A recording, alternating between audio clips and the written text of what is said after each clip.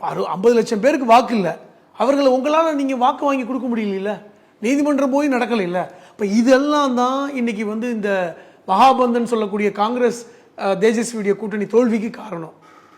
இதை பகுத்தாய்வு செய்யாமல் காங்கிரஸ் வெறும் வந்து பண்ணையார் மனப்பான்மையோடு இருந்தால் எனக்கு நீங்கள் கூட்டணியில் ஆட்சியை கொடு, இதே நிலைமை தான் இன்னைக்கு தமிழ்நாட்டில் பேசுகிறாங்கல்ல. நாங்கள் வந்து ஆட்சிக்கு வந்தால் எங்களுக்கு கூட்டணியில் பங்கு கொடுக்கணும்.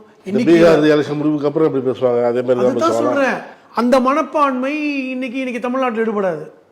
இன்னைக்கு தமிழ்நாடு விழிப்போடு இதை பார்க்கணும்.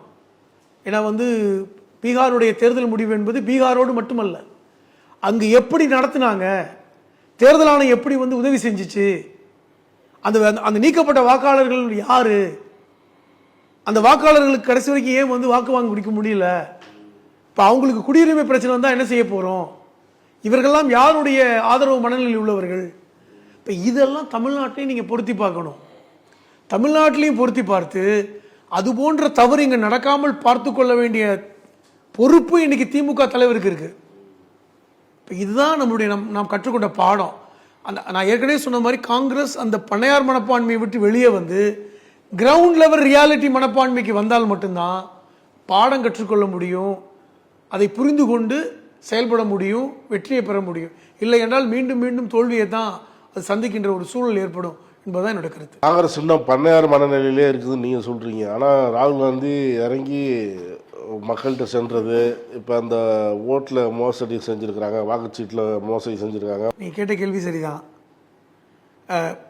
ராகுல் காந்தியுடைய மனநிலையை நீங்கள் அங்கே இருக்கின்ற தலைவர்கள் பிரதிபலிக்கிறீங்களா? முதல்ல இப்போ இன்றைக்கும் பாருங்கள், தமிழ்நாட்டில் வந்து திமுக தலைவருக்கும் ராகுல் காந்திக்கும் நெருக்கம் இருக்குது, ஒரு சகோதர உணர்வு இருக்குது. ஆனால் இங்கே இருக்கின்ற தலைவர்கள் என்ன கொடுக்குற ஸ்டேட்மெண்ட் ஒவ்வொருத்தரும் எப்படி கொடுக்குறீங்க, என்ன சொல்றீங்க? அமைச்சரவையில் இடம் கொடுங்க, கூடுதல் இடம் வேணும் எல்லாம் கேட்குறீங்கல்ல. அப்போ நீங்கள் ரியாலிட்டியை புரிஞ்சுக்கல. நீங்கள் வந்து கடந்த முறை வந்து 2021 சட்டமன்ற தேர்தலில் எத்தனை இடத்துல போட்டிட்டு எத்தனை இடத்துல வெற்றி பெற்றீங்க? அந்த ஆய்வு செஞ்சீங்களா? நீங்கள் செய்யலை. இன்றைக்கும் வந்து எம்பி எண்ணிக்கையில் 10 இடங்கள்ங்கிற டபுள் டிஜிட் இருக்கிறது தமிழ்நாட்டில் தான். எனக்கு தெரிஞ்சு உத்தரப்பிரதேசத்துக்கு அப்புறம் தமிழ்நாட்டில் தான் நினைக்கிறேன், வேறு எங்கேயுமே இல்லை. அப்போ இந்த நிலைமையை நீங்கள் புரிஞ்சுக்கணும்.